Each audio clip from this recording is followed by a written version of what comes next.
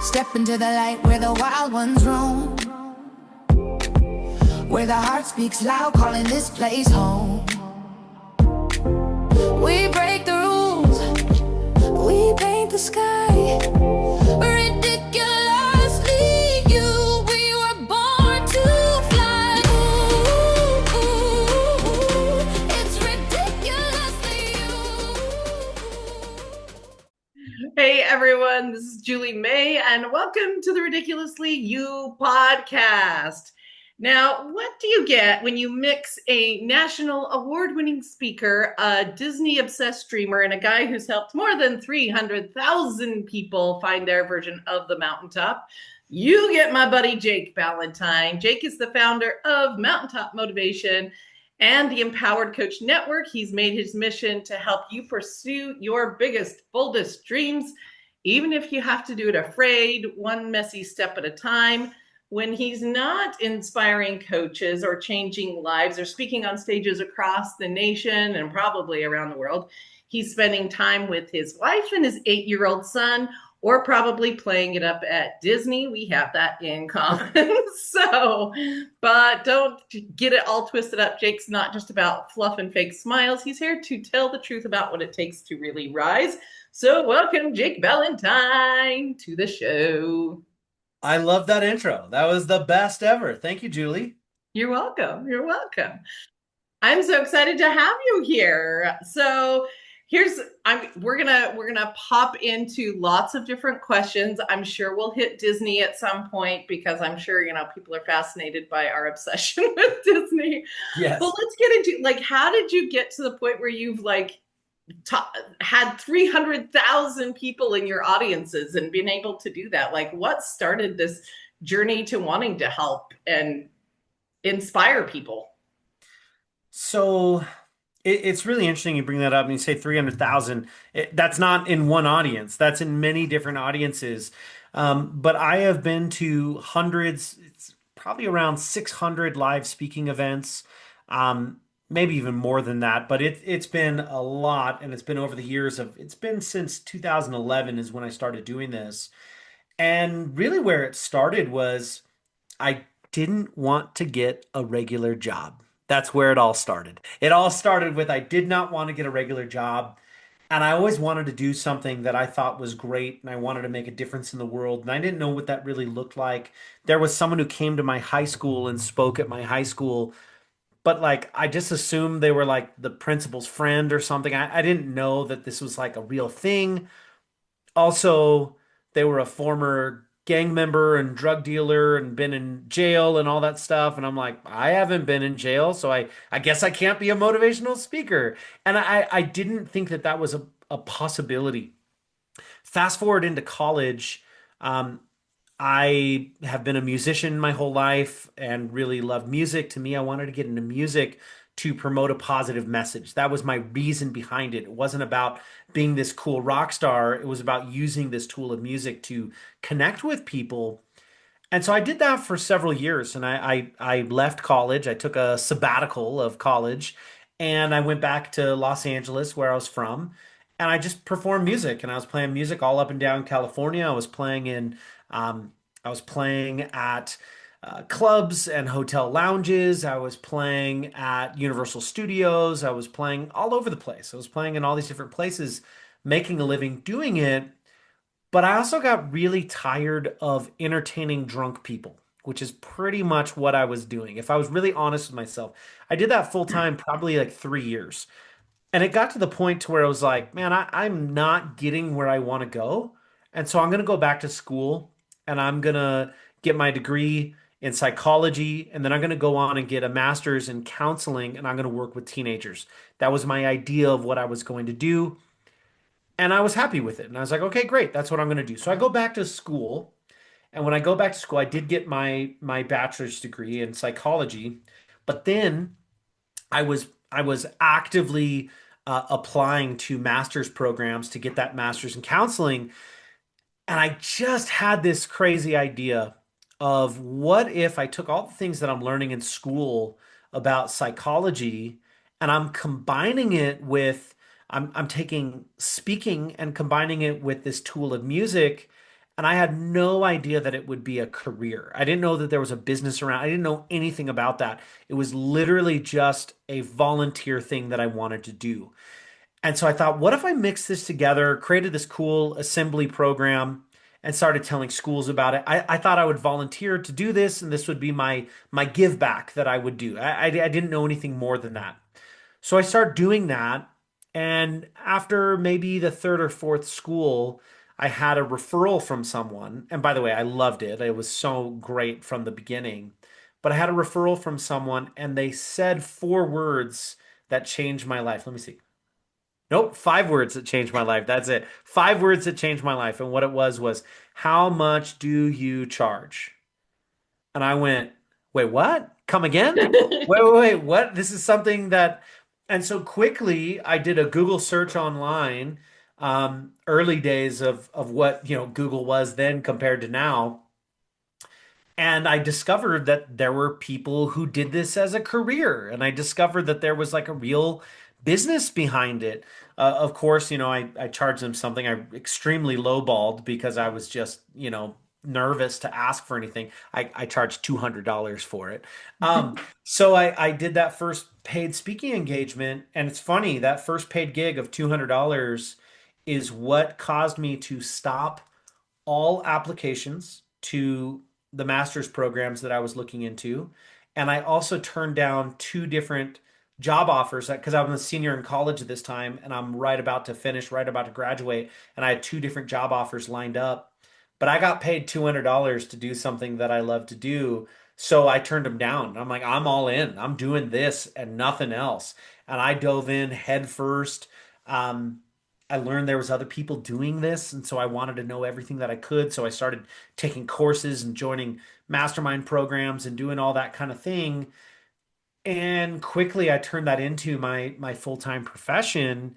And over the next 8 years, I ended up at somewhere between 400 and 500 high schools and middle schools, all around the country, sharing this message of positivity and using music as this tool to get them to actually listen so that it could really make a difference to those kids and their hearts. And I'm going to pause there because the story goes kind of all over the place, but that was the beginning of everything. Everything's morphed since then, but that was the beginning of my journey. So you have a sign behind you that says focus on the good. You've talked several times here about I wanted to have a good impact on the kids, and your original idea was like, oh, I'm going to go be a counselor and then I'm going to affect the kids and I'm going to have a big impact there, or I'm going to use music and I'm going to help people be happy through music. Like, why is this message of positivity so important to you? Because across all things, like there's a through line here of you wanted to make an impact where people are happier or they have more good in their life or they're more positive. I have wondered that as well. I have wondered that as well of where that comes from. And I think in some ways it's just me. It's just who I am. Um, my mom said, Jake, you somehow became a professional Jake Ballentine for your career. And I said, well, that's awesome. What a great title that is. And what she said was she told me about an experience when I was like almost 3 years old, two and a half or whatever. Um, it had to be about three now that I'm thinking about it. But maybe you can see it. It's hard to see. I got a scar on my forehead right here. Maybe it was when Voldemort got me. But no, no, I have a scar on my forehead from when I recklessly ran into a chest of drawers in, my parents' bedroom or hallway, or I don't know exactly what it was, but I ran into it, boom, right there, and I needed stitches. Like any other rambunctious kid, kids are running and not looking where they're going, and that was me as well. So I ended up needing to go to the emergency room, and I'm waiting to go into the emergency room, and in the Los Angeles area, going to the emergency room when you don't have a gunshot can take a long time to get through. And that's not a story about danger. It's just busy. Yeah. You go to the ER, it's going to take you hours to get in. Anyone who's from the LA area will know what I'm talking about there. So me needing stitches and it was bandaged up and not actively bleeding, it's hours for me to wait to get in. And we're waiting there. Obviously, I don't remember any of this, but what my mom told me was as we were waiting, if you've been to an emergency room, you know what the faces of all the people in that room look like. They're not there because that's how they wanted to spend their Friday evening at, 11:30 at night. That's not their ideal evening activity is sitting at the emergency room. And so there's all these people that are just sad and frustrated and scared and all those kind of things. And she said that I went around that waiting room and went up to everyone who looked sad and I started singing songs to them like Mr. Sun, Mr. Golden Sun, please shine down on me, and was trying to cheer people up. I don't know if that comes from a place of youngest child syndrome. I don't know if that comes from a place of um, conditioning or if it's just who I am from birth, but that's who I am and that's who I've always been. Wow. I love that. I love taking those pieces. I think those give us clues when we're younger about who we truly are. And when we follow those things, that is where our biggest success can come from. And that's a lot of what you do now is helping people have bigger successes. So you have this mountaintop motivation, which sounds awesome. It's like, I can picture climbing mountains and all of these things. And my question to you is there a mountain you personally almost didn't climb? Like you look at your career and there was something hard in there. Is there something you almost didn't do, but you're glad you did do? Hmm. It's a hard one. That's a really hard one. Most things that I've wanted to do, I have pursued. Very few things that I haven't pursued that I wanted to do. Some of them took longer than I wanted to, but everything that I've wanted to do, I've pursued. But then here's something that's interesting. This sign of focus on the good. I don't really even see failure if I try something and I pursue it without fail, that thing always becomes successful. Now, that Mm, does not mean that it becomes rainbows and unicorns and everything just works out well. What it means is, I believe that the dream that we are given is not the same thing as the result that we're actually going to get. And it's not the dream that we're given is not necessarily our destiny that's in front of us. I believe that there's something in the cosmic universe from our creator that knows what will actually motivate us to move. God is the ultimate motivator. And if the thing that will motivate me is I want to be a full-time musician using music to promote a positive message, and I go all in for that world, I go every bit of it, and I tried everything, I went all in for the pursuit of that goal until I realized that, well, this wasn't exactly for me. And I go back to school, but because I had that fire in me and I put all that energy in, I came up with this idea of I don't want to just give that up. I want to keep doing it. And I want to keep doing that. And I'm going to find a way to do it. And I'm going to find a way that looks a little bit different by going to the schools and creating those assembly programs and all that kind of thing. And that pursuit of the original dream is what gave me what I believe my destiny truly was. Had I been given a vision of what was going to be, I don't think I would have pursued it. I pursued it because I had the carrot in front of me of what I wanted at that time. So I moved on that and I went forward on that. Um, and then things shift and things change. So I know I'm not specifically answering your question, but that's what's coming to my mind when you ask that question about something that I almost didn't do. mm, And I think the truth is if I want something, I'm pretty tenacious with it. I will go and I will go all in with it.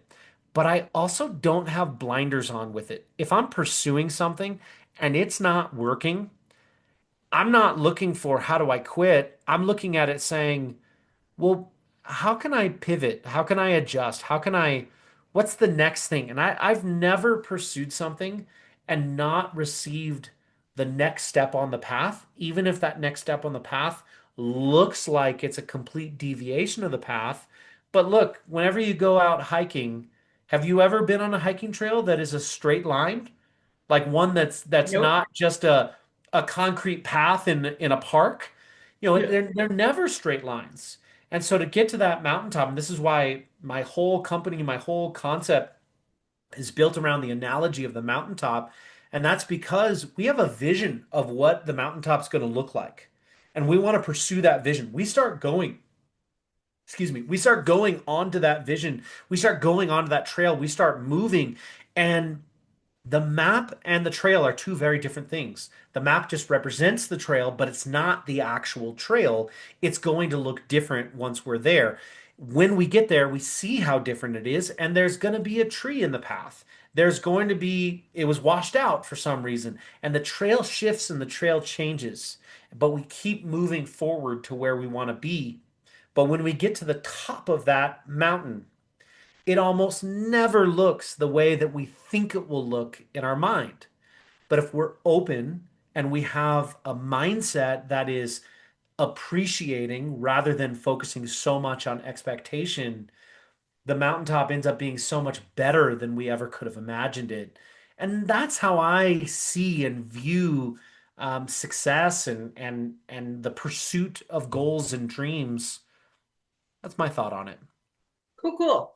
So I have a couple questions based on that because there's so many of us out there that are like ADD, spicy brain club that are like, but I have 50 ideas. How do I know which one to go all in on? Because I think that's one of the things you said is, well, you're going to go all in. You're going to go all in on this thing.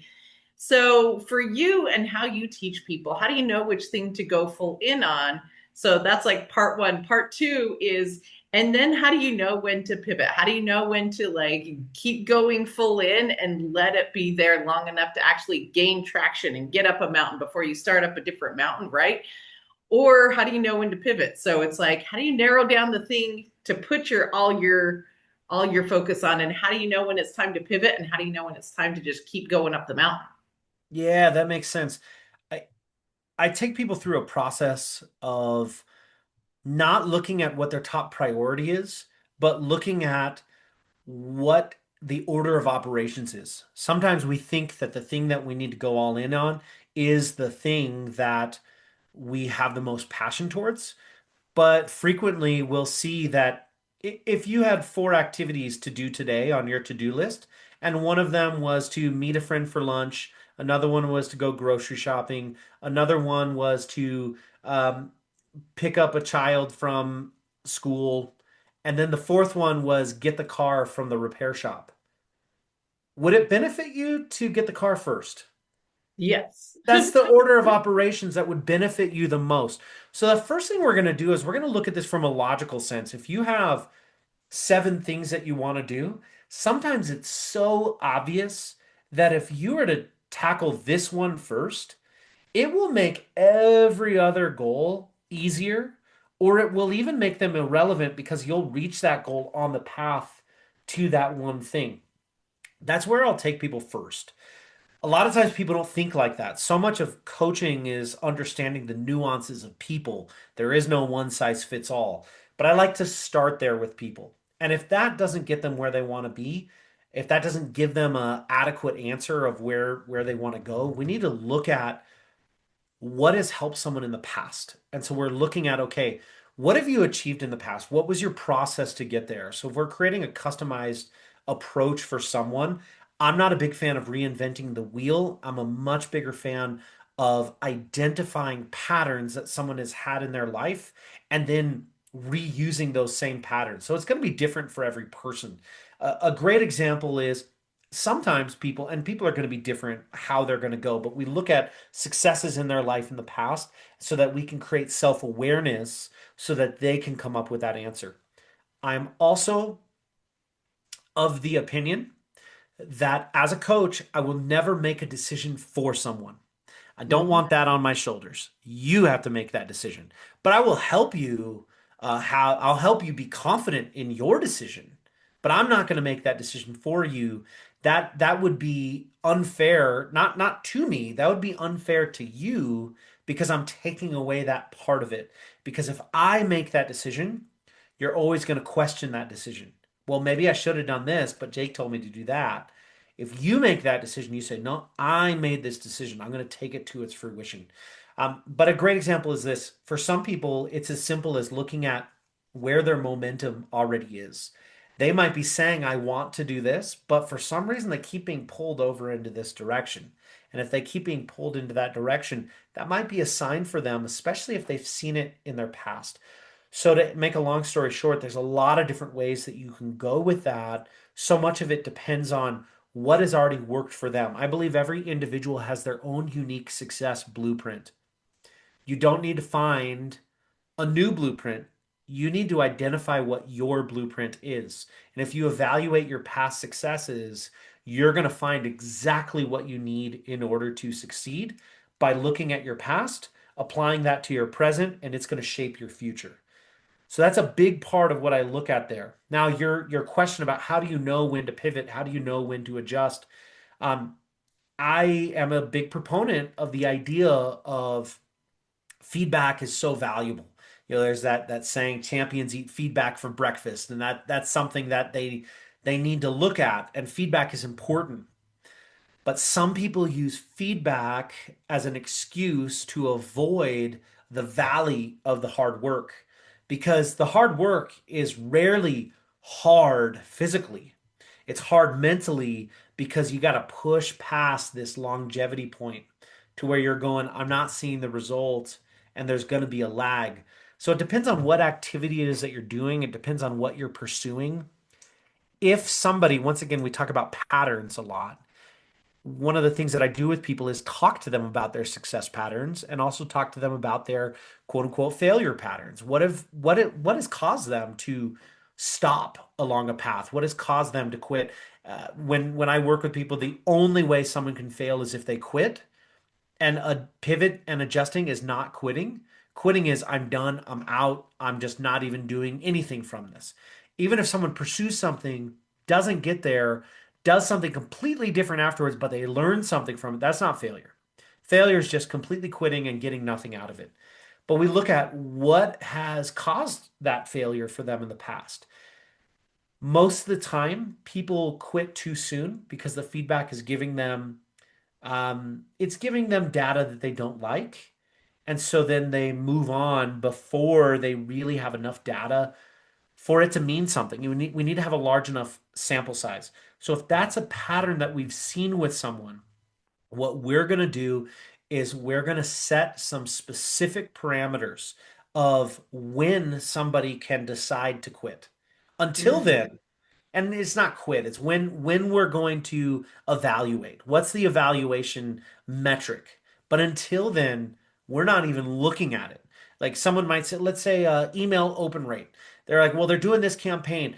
3 days later, oh my gosh, my email open rate is terrible. I'm like, well, have you ever had 5 days that you didn't look at your email? Have you ever had days where you look at the most important things and leave everything else, and then maybe on Friday you get to everything else?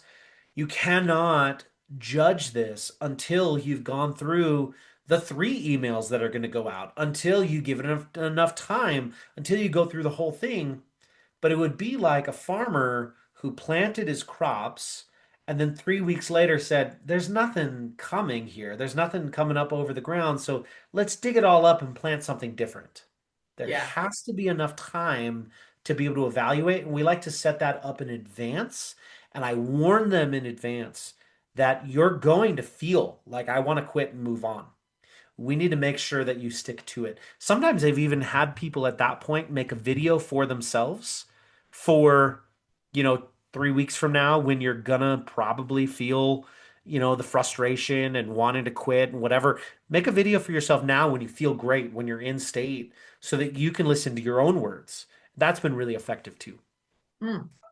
So you talk about everyone having their own blueprint. What's the Jake blueprint for if you ever get to a place where you feel stuck or you feel like things are just like frustrating, not working for you? Like what's the Jake blueprint of what to do in that scenario for you? What to do when I'm stuck? Yeah. most importantly, is to get out of the feeling of stuck. And some of the most effective ways for me to get unstuck are to go hiking, for me to go to the beach, for me to go to Disneyland, for me to go to a seminar. It's for me to get outside of my environment of my normal day to day and realize that the world is wonderful and my life is fantastic and I can breathe and I'm safe and I'm happy and life is great. And then the creativity comes to me of what to do next. And I can tell you that my biggest, that's not my blueprint for the whole success formula and all that. That's a longer story. But about how to get unstuck, I have never, I have never once in my life thought my way out of a hole that overthinking got me into. And when I'm stuck, I start doing this overthinking thing and I make it worse and worse and worse. And I get into this pit. And when I'm in that pit, it feels like there's nothing I can do. And I have come to realize that my number one priority at that moment is to getting into a creative state. More importantly, getting into a creator state, someone who can create, who can make things happen, tapping into my magic. And that comes when I'm feeling good. When I'm feeling good, I'm creative. I find answers. I see answers. I get in the zone. And so as silly as it might sound, yeah, sometimes that means like getting in the car and driving to California and going to Disneyland. And that might sound extreme. I can't do that on a Thursday evening if I have meetings the next day, but it also depends on how big of a stuck it is. If it's a little stuck, it's well, I'm gonna go hiking or I'm gonna go do something fun right now. If it's a big stuck, I might need some kind of personal retreat to get away from things. And without fail, when I do those kind of things, um, answers just come to me. Can we talk about the time that you just decided to move to Disney World for like 3 or 4 months? Yeah, it was awesome. It was the best thing ever. It was the best. It was the best. But, having been your friend kind of through that, you weren't feeling the best when you moved there. No, I And was feeling really crummy.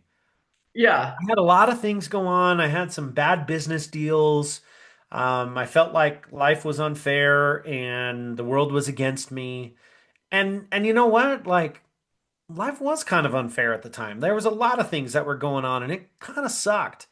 And everyone's been through that before. But I was feeling that way and I was looking for something to change things. I was looking for a drastic change. so you were looking for a drastic change. You decide, hey, we're gonna go for a few months. What was the commitment in the beginning? You weren't gonna just stay there forever. You were just gonna be like, okay, we're gonna go be here for a little bit and we're gonna see how it goes. What was the beginning thought? The commitment was it was somewhere between 3 and 4 months. I can't remember exactly. It was not Yeah, a we're going there forever. It was we're going to be open to it, but it was like yeah. we're just going to take a sabbatical from normal life.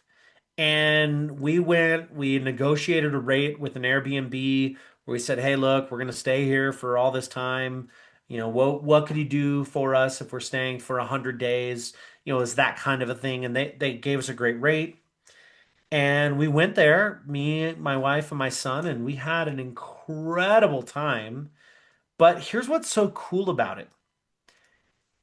I ended up making more money in that, let's say a 3 month period of time. Took a little bit to get, settled in and all that, but a 3 month solid period of time where I went to a theme park at least once a week, and that was on like Friday every week.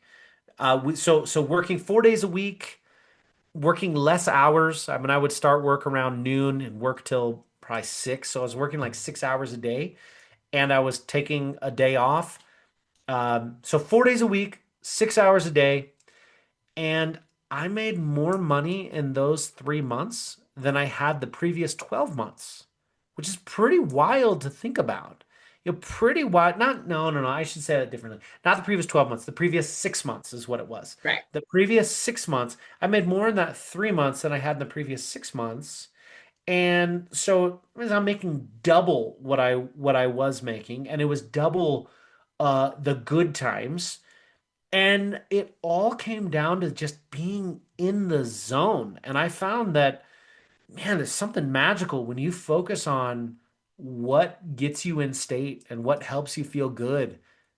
You get very creative. You get very, you just get in the zone. And it was awesome. It was one of my favorite things I've ever done in my life. It was awesome.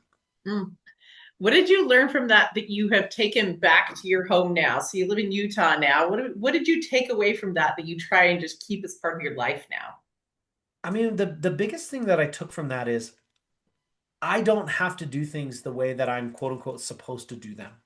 And what I took from that is I don't need to go and take a, you know, 4 month vacation in order to feel different, but I also don't need to feel guilty for doing something that is just for the purpose of making me feel good. Because number Mm. one, you're valuable and you should do things that make you feel good.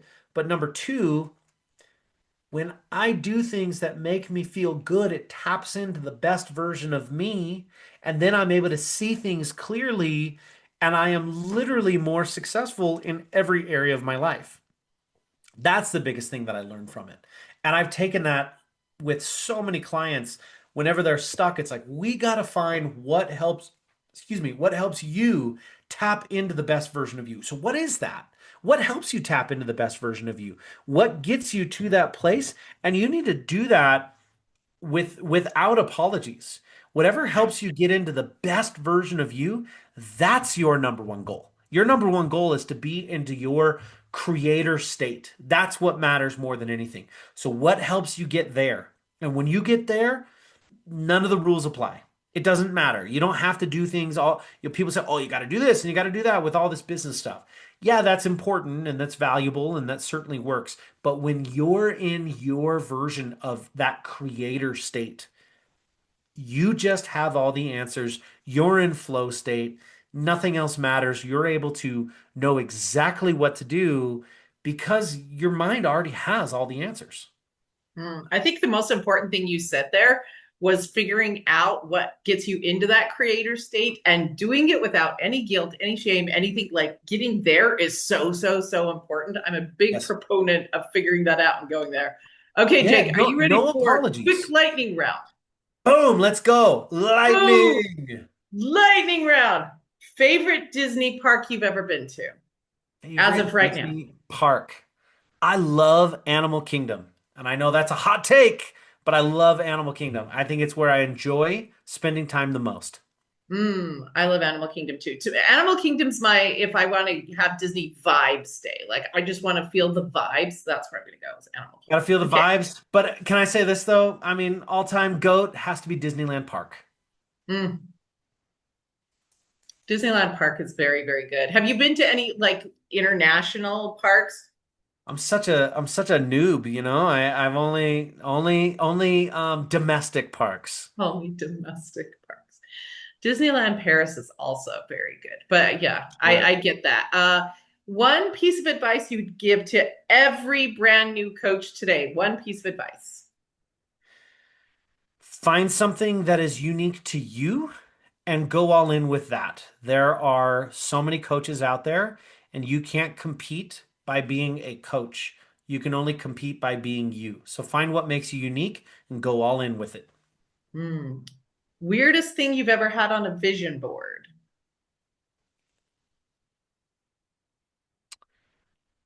Um, Chris Pratt not wearing a shirt. and and the hope you had with that was. And the hope that I had with that was when I'm in my best physical condition, I kind of have a body type like Chris Pratt when he's fit. And um, when I'm not in great shape, I look like Andy Dwyer. And so that is he is a inspiration. So that's what I mean by that. Okay, cool. I'm Uh, somewhere in between Andy Dwyer and Star-Lord right now. somewhere right there. Yeah. A dream guest, if you could have anyone alive right now to be on your podcast or an event stage, come to one of your retreats, who would that dream guest be? Tony Robbins. Tony Robbins? Yeah, absolutely. Yeah. Would the answer change if it was living or dead? Yeah. If it was living or dead, I would love to interview Walt Disney. Yeah, that's what I thought. That's what I'm like. We would have that in common. I'm gonna put Yeah, money yeah, yeah. on. It'll be Walt Disney, no doubt. Yeah, yeah, definitely. Okay, what do you say when your inner critic gets really loud? Like the negative voices in your head get loud. What do you try and say to yourself or to yourself? Do you have a certain like mantra or things you do? Silencio Bruno. Silencio Bruno! And ever since that movie, that has been the thing. That is a good one. I start wondering, like, what did Bruno do to Disney? Because there's like two movies And we don't where talk about Bruno, Silencio we Bruno. don't, I don't yeah, know. they're two different movies. They came out within like 2 years. It's like we don't talk about Bruno and Silencio Bruno. I'm like, how did Bruno hurt you? Can we I talk don't about know. I don't know. I just do that because it's silly. And then I can get into the real thinking. I mean, look, I get into it. Everyone goes into their funks. We're going to have those times. It's just how quickly can we get out of it and move on. And so I do like to be silly. And my big thing is once I realize what's going on, I gotta close the computer and I gotta get out and do something fun. Mm, for sure. Have you noticed are there any things that are triggering to you that you notice are like, oh, that puts me in a state where my brain does weird things to me where I know that that's not real because like our subconscious telling us Yeah. negative things is not a real thing. But are there patterns that you've noticed for yourself where you're like, that might lead to me having weird things in my head? When I look at my calendar and it is very full and I don't Mm, have the freedom to do other things. That is a frequent trigger. yeah, that makes sense. That makes sense. So And I've so, just packed in like nothing times where there's nothing, like literally nothing. And yeah, that is very important to me to pack in blocks of time that are appointments with me, or else yeah. I go crazy. Yeah, I recently had that. I looked at my calendar and I think I've told you I've had a podcast every single day except for weekends, but like 5 days a week. I have podcast guests, I have my regular clients, I have new programs I'm releasing and doing and stuff. And I had a very similar experience recently where I looked at my calendar and I was like, I am booked every day for something several times a day through January. And so I went through and rescheduled my first week of November. I'm like, Right. we're not doing that. That's not going to lend well for Julie's mental health. That is not, we have to have nothing time. We have to, I'm going to go to Disney. Like let's be Right. real. I have to have the nothing time too. So those things kind of get out of control sometimes, and I go back through and go, nope, we gotta fix that because the and it's not always I'm not always going to go to Disney, you're not always going to go to Disney. We just need time to do the nothing. I think everyone needs time to do nothing. Doing nothing and thinking is the best thing for me a lot of times. And so I need times where I'm not gonna do anything. Like sometimes my wife will be like, "Oh, where are you going?" I'm like, "I have no idea. I don't know where I'm going. I'm just leaving and I'm gonna be back in an hour. I'm gonna be back in an hour, maybe two. I don't know where I'm gonna go. Maybe I'll end up at some park. Maybe I'll end up I have no idea where I'm gonna go, and my brain needs that. And if I don't get that nothingness time, I just get into loops and it just goes a little bit crazy. That's what I that's what's been very effective for me for recharging is having time to do nothing. There's a great quote from that Winnie the Pooh movie about doing nothing. Do you know what I'm talking about? Mm, I'm gonna look it up. I can't pull it up off the top of my head. Okay, here we go. Here we go. I don't know if it was from that movie or if it was from one of the books. I'm not sure. It says doing nothing often leads to the very best kinds of something. Yeah, that's right. And I think that's honestly, I think it goes back to childhood because like your best times of childhood is when there's nothing on the calendar of the day and you're allowed to explore and you're allowed to be free and you're allowed to play and imagine and all those kind of things. honestly, one of my favorite things to do is just get in my car and go somewhere I have no idea where I'm going. And like literally be like, I don't know, I'll turn here, I'll turn there, I'll go here, I'll go there. And then all of a sudden I'm like, oh, this is cool. And then I find myself in a new place, experiencing new things. And what's interesting is when you here, if someone is consistently having the same thoughts every day, studies show that the majority of our thoughts are not thoughts. We're reciting thoughts that we've had in the past. But Mm. the stimuli that we have is what creates those thoughts. So if you want to have different thoughts today than you had yesterday, drive to whatever location you drive to every day with a different route. And I promise you, you will have different thoughts because you have a different stimulus coming by. And so when you go do different things, you create different thoughts. Yes. That's one of the tools I actually use a lot when I'm going out and doing like a walk or something like that. I'll go a different direction, or even if it's like I'm going to turn here, even though I know it's going to go about the same direction, because going a different way every day stimulates your brain differently, and Yeah, it's really good for you. So like I'm a person of habit, so I have to like consciously think about it. Otherwise my body automatically goes, or the car automatically goes the direction, right? I have to be like, okay, today we're shaking it up. Today we're going a different direction just for the purpose of going a different direction. Just that's for right. that. Yeah. So Jake, if you had one more message for people aspiring to speak on stages, to have an impact, to maybe be a coach of some sort, what would your last message to them be? Um, this might sound a little negative for a guy with focus on the good right behind him. It's going to be harder than you think it's going to be, and that's what makes it great. So don't fight the hard. Don't believe this BS that if it's hard, maybe that's a sign that you shouldn't be doing it. No, it's hard and that's okay and it doesn't matter because there's not very much traffic on the extra mile. So if you keep going, there's no crowd there. It's at the bottom where there's all of this crowd because it's at the low level. So remember, you're not going to have to work this hard forever. You're going to get momentum, but it will be hard. And it's good that it's hard because if it wasn't hard, everyone would do it. It's the hard that makes it great. Now I'm quoting League of Their Own, but it's the hard that Yes. makes it great. If it wasn't hard, everyone would do it. And we just need to remember that's okay. That's a part of it. It's not supposed to be easy. It's going to be hard and keep pushing through and it's worth it.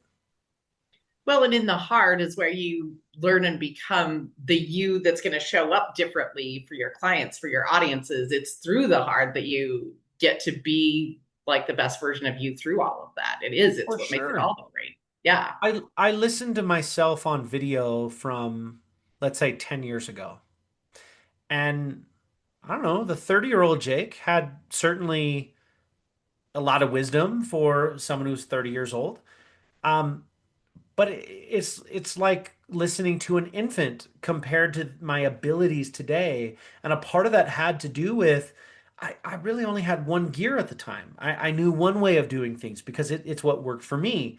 And by the way, I had great results with my clients who were just like me because they were the ones who were right and everyone else was wrong because they weren't doing it the right way.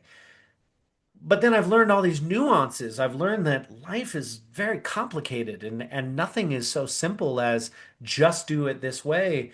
That's why I talked earlier about this idea of we all have these success patterns. Everyone is different. Everyone is unique. Like all those stars in the background of your image behind you, every star is unique. Every person's unique, and we all have a different way of doing things. And I would just say, do not believe when someone tells you that this is the way you have to do it. It's not true. You don't have to do it that way. That is an option of a way that you can do it, but you don't have to do it that way. It's like fingernails on a chalkboard to me when I hear people saying, this is how you have to do it. I say, nonsense. It's not how you have to do it. It is an option of how to do it. And there's so many different ways to do it. And there's just, life is so nuanced. And that's what makes it great. Mm. Jake, where can people find more about you, follow you, find out all about Mountaintop Motivation and all the great things you do? Well, fantastic. Thank you very much, Julie. Number one thing is all the socials, Jake Ballentine. I'm being really active on short videos right now. So TikTok, Instagram, YouTube, those kind of things. Come hang out over there. If you want to go to a website, if you're a coach, go to theempoweredcoachnetwork.com. And if you just want to learn about what we're doing to live a better life in general, go to mtmsuccess.com. That stands for Mountaintop Motivation, mtmsuccess.com. All right. So there's lots of options for how to move forward, how to get motivation. If Jake is your cup of tea, I know he's been a great friend of mine and a mentor of mine for so many years. Go check him out on all the socials. Go check out Mountaintop Motivation. He is so much fun to just hang out with and just like brilliant in the way he helps businesses and coaches get their dreams and think outside the box, get into creator brain. So you can go follow him. And what's one mountain you want to climb in your life? That's what I want to ask you guys as our audience right now. I want you to write down one mountain you want to climb in your life and then go find Jake Ballentine who can help you get there. And this has been Julie May and the Ridiculously You podcast. Make sure to like, follow, subscribe, share with your friends, and we will catch you next time. Share the spark, take it higher. Hit subscribe, bring a friend.